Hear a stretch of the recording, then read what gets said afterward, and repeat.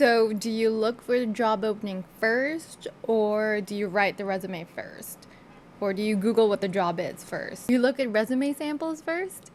If that sounds like you, yeah, me too. But I say start with drafting your resume first, and we'll go over why in this video. So you want to be proud. Hello and welcome back. I'm Frances. I am your camp leader, and I created So You Want to Be Prod as a resource for production department in film, TV, VFX, and animation everywhere. This video is part of a 7-part series of Land the Job, where we cover resumes, cover letters, interviews, and a lot more. It goes into job search for production roles. For today's agenda, we will go over why you should start writing your resume first. We'll go over what goes in a resume. We'll go over parts of a resume. We'll go over how to write a resume. And last but not least is how to write your experience, even if you don't have much yet. But before we get started, a few housekeeping. Just so you know, you'll see me looking to my side over here. That's because I also have the course materials and the course page on my screen here, just to make sure that I'm covering everything and we don't drop any topics as we go along. Speaking of the course materials, you will find links to them in the description below. I've got the course materials for you there. Everything is free and downloadable. Every video in this series has its own course page or a web page with all the lessons for that day, and also a link to our community, the Prod Chat. So we've got a Discord server that you can join absolutely free if you have any questions. So again, all of those links are going to be in the video description below. Also, do stay at the very end, because at the end of every lesson, I will be sharing a campfire story. So if that interests you, stick around. All right, let's dig in. First is why start with a resume. You want to start with a resume so that you can get the ball rolling. One of the biggest reasons why I recommend starting with your own resume, drafting your own resume, it doesn't have to be final, just start with your own, is because it forces you to list the actual task or experiences that you have done, the skills that you have right now, before you get inundated with all these other keywords or buzzwords that you start seeing when you start looking for job descriptions. And sometimes that can get overwhelming, or it starts to blur which experiences were actually yours or where your strengths are. It could get confusing as you read through so many job descriptions or what is expected for that role. Reason number 2 is these points become more natural for you. So when you start writing your own resume without any references, you're just brain dumping. When you describe it, when you go to an interview, or when you write your cover letter, it comes more naturally for you because you've done it, you've been there. Also, you're less likely to forget when you do forward in an interview. Reason number 3 is it's the baseline of your strengths and an early confidence boost. Like, you're listing all the things that make you awesome. So off the bat in your job search, you're also already feeling kind of good. You're pretty cool. So that's one of the reasons to start with your resume. And number 4, it helps show you jobs that you're suited for. As you list things that you excel in, things that are your strengths, and you have it with you when you read other job descriptions, you can kind of see, it's like, oh yeah, I can see myself do that because I've already done this. I already have this. Reason number 5 is you need a resume right away. I know there's a lot of other steps through job search. You need a cover letter, there's an interview, but having a resume ready helps move job search along while you're still working on your other stuff. Because sometimes if you come across a person who's working in a studio and they mention that, hey, we're looking for this role, do you have a resume? You can very quickly just like, oh yeah, here it is. And then you can work on your cover letter or fill out the online application later. So, but at least you have a resume there that is doing the work while you're finishing up all the other parts of your job search. Number 6 is the first step is only a draft, so tailoring it will come later. It's an easy start because it's just a draft, which leads us to number 7 of why you should start with your resume. It's easier to get over the hump of getting started. Sometimes getting started is the most difficult task. Like, you talk yourself out of it, or analysis by paralysis. If you're just brain dumping, things are already in your head, you're just writing it down, it makes it easier to just get started. And when you're brain dumping, it decreases the overwhelm because it's not like you're starting from scratch. It's already in your head, and because you already know this stuff, you're just writing it down. And if you go to the course page, there's a fun little essay there called "Things That Aren't Doing the Thing." It's something that is quite humorous, but actually also gets into the heart of why you should just do it. But anyway, I'm not gonna go over it in this video. Do read it, it's super fun. The link is in the description.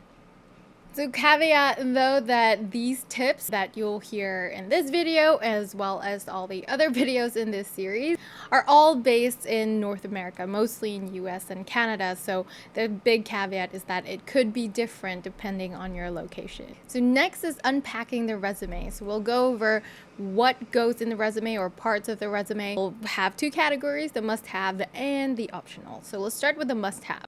Must-have: your name.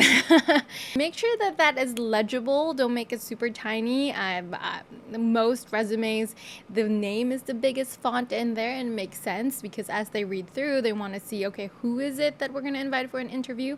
You want to make sure that your name is clear. And number 2 must have is your contact info. You don't have to put your full address, but be sure to have your city and province or state if you're in Canada or US, and then your phone number and email. How will they contact you if they want to move forward? Another reason why you should put your city is because sometimes that's what they filter for. For the contact info, you could redact personal details. For safety, you don't know where the documents usually end up, so I highly recommend not putting your full address in there. Make the bio profile keyword heavy. For skills, I like to diversify things that you put in there between 3 categories. So have skills that speak to your project management skills, and then have skills that are more about your technical skills, what kind of programs you use that are relevant to the job.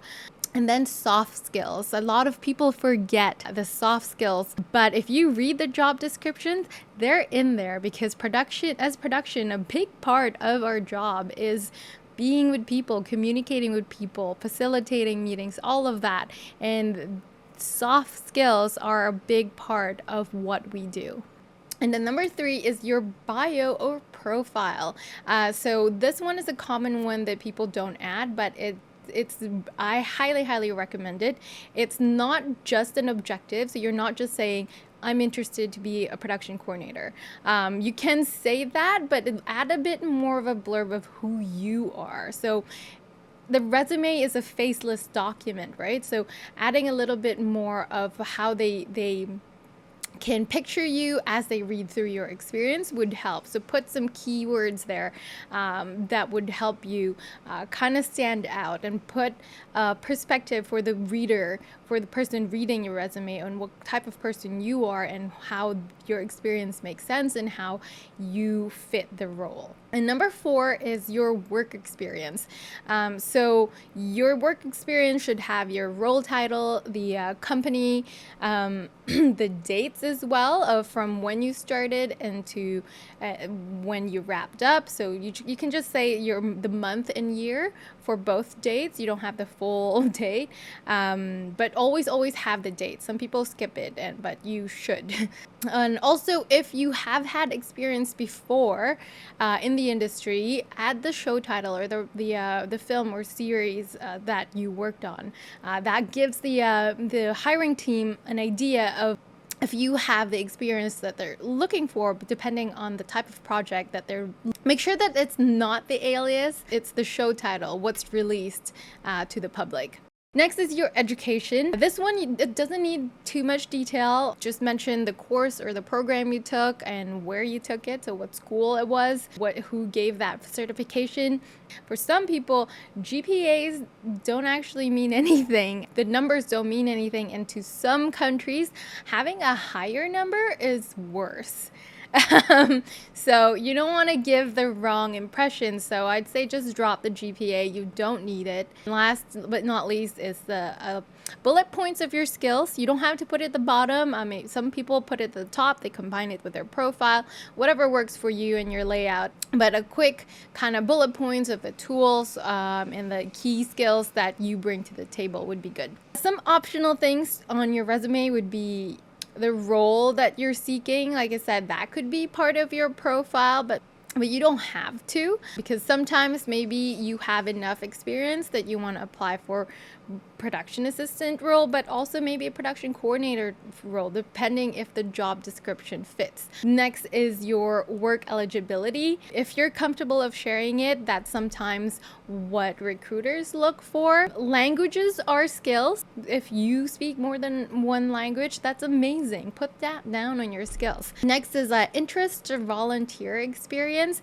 Those, while they're not necessarily work experience, they're still a good information for the reader to kind of hold on to, and an icebreaker when you do meet them for an interview. Kind of humanize it in a way and personalize your resume, and makes you interesting. And then a website or a LinkedIn profile. Production does not need demo reels. We don't have anything to show at a demo reel. Now, here's a step-by-step guide on how to build a resume. Step 1, you're going to open a Word document. Step 2, you're going to write your name and your contact info at the very top. Option 3, you're going to add your city, state, province, and country. And then step 4, write a short profile summary, who you are, your experience, your goals, the highlights, things that you want reader to pick up on as they read through your resume. Step 5 is listing your work experience. We'll go over in a little bit in the next section how to write your work experience. Step 6 is write your educational background, but be brief. Like I mentioned, you don't need your GPA there, just the name of the program, the course, the school, date. That's it. Step 7, list your skills in bullet points. Step 8, include optional sections like interest and volunteer work. Like I said, it makes you an interesting candidate. Step 9 is save as a PDF file. I don't care about all the other advice out there, but PDF is the way. The reason is because PDF saves your formatting and your layout. It preserves it. The trouble with Word documents is that you don't know the software that the other side has, what they have access to, because they might not have Microsoft Word.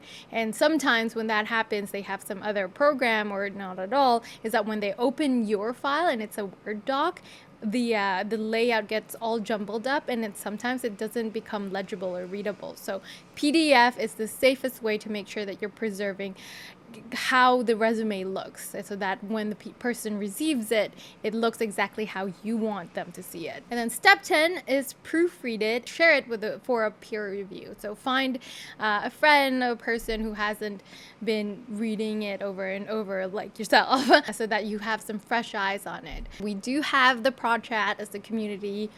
You can go ahead and find someone there who might be, up to reading your resume for a peer review. So I also wanted to note that if you go to the course page, you'll also find a drop-down menu with a resume checklist, or you can download a handy checklist. One thing that people also forget is renaming the resume. So that's a common mistake, which we'll go over in day 2. But if you need ideas on how to rename your resume, I also have some resume file name suggestions on the course website. Brief reminder again, we're just getting started here. It's just day one. If it already feels overwhelming to you, I hope it helps to remember that it doesn't have to be perfect right now. We're not working for final. You can always edit it later. And then the last chapter for this video is how to write your experience. So some overall notes to consider is that when you're writing your work experience on your resume, list the experiences so that the most recent one is at the top. And then always include the start and end dates of those work experience. If possible, list the job title, the company, and the show titles that you worked on. Also, it doesn't have to be full sentences because nobody wants to read paragraphs. Definitely please use bullet points. I'd say maybe 1 to 2 lines per bullet point. Tips on how to write the details. So step 1, you want to pick a task that you did well or a problem that occurred. So step 2, write the result that you helped create after completing that task. So there was a task that was assigned to you, and then because you did that task very well, this was the result. And the same thing if it was a problem. So if there was a problem, you did the thing, what was the outcome? So step 3 is write a skill or a tool that you used in step 2, and make sure that that skill or tool is also mentioned at the job description of the job that you're looking for. So you're kind of tying this all together. So where we are right now, so there's a task that you had to do or that you did, and then there was a result because of that you did that task. And then step 3, what is the skill that you used or tool that you used to do the task so that you have this outcome? I hope you're following because it will all come together in the end. Okay, where are we? We covered 1, 2, 3. Step 4. For each skill or tool, pick a verb or a power word that describes how you did that. If you need ideas for some power words that you could use, you could go to this page and you could download the resume power words. Pick words that work for you and put that on your resume. Step 5 is use this formula to string it all together. So the formula is step 4, then step 3, then step 1, then equals step 2. So another way of saying that is you want to pick your verb or your power word first, then it will be followed by the skill and tool. So the power word describes how you use the skill or tool, and then the next is the task. So the power word describing how you use the skill and tool to perform the task. And then you end with the result. So the power word describing how you use the skill or tool to perform the task so that this is the result.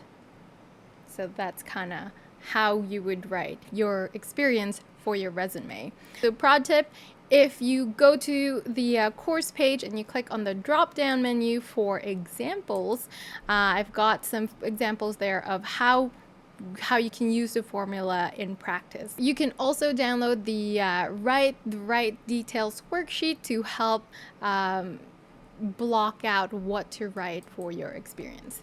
I do also want to highlight that not all experience or not all tasks are equal. So just because you did a task, it doesn't mean it's relevant to production.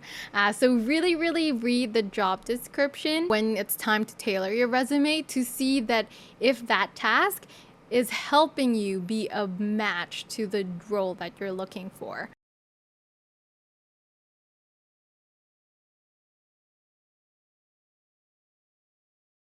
Some job titles, even though they're the same across different studios, the actual roles and responsibilities of those job titles might be different. So always read the job description. Now I kind of want to close this on some frequently asked questions. So I'm going to read some of the questions and then I'll say my answer. So one is, what can I do when I don't have industry experience? There's a couple that you've probably already heard. Apply for internships, volunteer work, also connect with industry professionals. LinkedIn is a really good one. I say take jobs that practice the skills or traits or that studios look for for that particular role. So usually they're team management, scheduling, or project management skills. So while you're looking to get hired in a production role, maybe also apply for other kind of adjacent jobs or related jobs that you can still practice these kind of skills. So you're building up your skills so that when you do match up with the right role at the right time with the right team, you still have transferable skills that you can apply for that job. You could also take courses that are related to the job that you're looking for. Mostly I would recommend things that would help you learn the pipeline. That usually gives you an edge against all other candidates. And production management or project management. Should I add a non-industry related jobs? Yes. Most productions can run between half a year or 2 or 3 years, depending on what the project is. So even after getting your first gig, if that gig took 3 years, there may not be a lot to list on your resume, right? So yes, you can still totally add other experiences even though they're not industry related, as long as the work experience details that you put underneath are still relevant to the job that you're looking for. And then as you gain more experience in the industry, you can phase them out. Next question, I'm an artist too, is that relevant? To an extent, yes. I think it's a great way to share that because you're an artist, you have a deeper understanding about the pipeline, which is always helpful. It helps with communication, but don't write too much about your task as an artist. What you want to match with is the tasks and expectations of a production role. So read the job description, pick out what applies to you, like what you have had experience in based on your previous experiences, and write more about that. So if you were a team lead as an artist, then maybe you can highlight more about how you were able to corral a team together, a common goal, less so about renders. I don't know. Another is, what if I've only been with one employer for a really long time? That's great. Congratulations on the new adventure. If you've been working at the same company for a while, chances are your job title or your role probably changed throughout that time.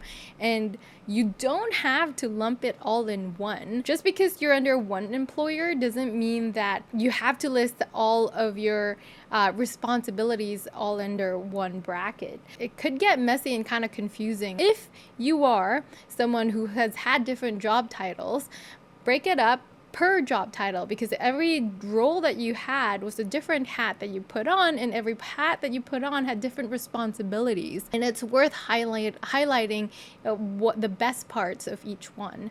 Next is, do I tailor my resume to each job application? Yes.